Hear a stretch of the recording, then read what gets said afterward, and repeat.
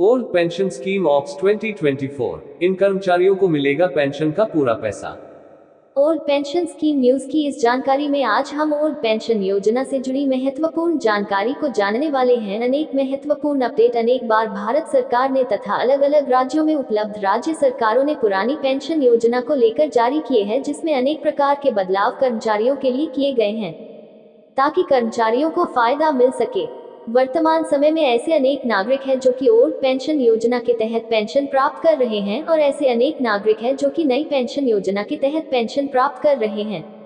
कुछ दिनों पहले अलग अलग राज्यों में ओल्ड पेंशन योजना को लेकर खबर जारी की गई थी, जिसमें महाराष्ट्र राज्य सरकार ने भी महाराष्ट्र राज्य के कर्मचारियों को ओल्ड पेंशन योजना का लाभ देने को लेकर ऐलान किया था।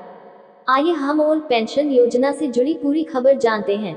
अनेक कर्मचारियों के द्वारा लंबे समय से मांग की जा रही है कि उन्हें ओल्ड पेंशन प्रदान की जाए, क्योंकि नई पेंशन योजना की तुलना में ओल्ड पेंशन योजना से कर्मचारियों को अच्छा लाभ मिलता है। कर्मचारियों की मांग के अनुसार महाराष्ट्र राज्य सरकार ने ओल्ड पेंशन स्कीम का लाभ देने के लिए प्रस्ताव को मंजूरी दे दी है, लेकिन ओल्ड पेंशन योजना का लाभ कुछ ही कर्मचारियों को प्रदान किया जाएगा। जी हां, सभी कर्मचारियों को ओल्ड पेंशन योजना का लाभ प्रदान न करके कुछ ही कर्मचारियों को प्रदान किया जाएगा।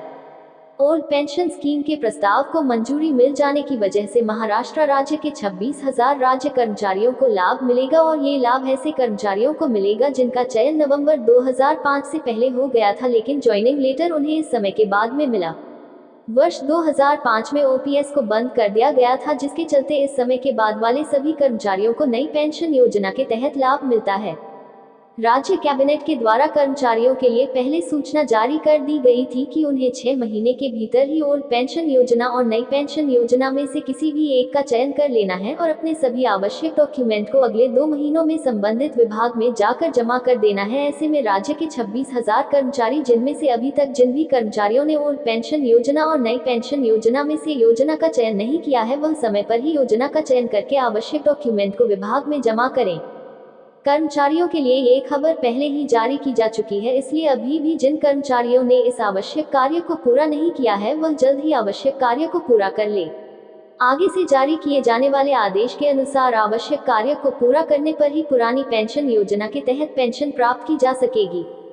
राज्य के अंतर्गत नवंबर 2005 से सेवा में शामिल होने वाले कर्मचारियों की संख्या लगभग 9.5 लाख है, जिन्हें पहले से ही पुरानी पेंशन योजना के तहत पेंशन दी जा रही है। पुरानी पेंशन योजना में अंतिम वेतन के 50% के बराबर मंथली पेंशन दी जाती है। अब सरकार के इस फैसले के चलते 26,000 कर्मचारियों को और इस योजना का लाभ मिल सकेगा समय पर, वह भी पुरानी पेंशन योजना का चुनाव करके और आवश्यक डॉक्यूमेंट को जमा करके पुरानी पेंशन योजना के तहत पेंशन प्राप्त कर सकते हैं। अलग अलग राज्यों में इसी प्रकार राज्य सरकार ने महत्वपूर्ण खबर जारी कर दी है और कुछ राज्यों में कभी भी खबर जारी की जा सकती है, तो अगर आप किसी अन्य राज्य के रहने वाले हैं तो जरूर अपने राज्य की खबर को पढ़ें। वहीं अगर आप भी कोई सरकारी कर्मचारी है तो ऐसी स्थिति में आप भी पुरानी पेंशन योजना का लाभ राज्य में की जाने वाली घोषणा और नियमों अनुसार जरूर ले सकेंगे।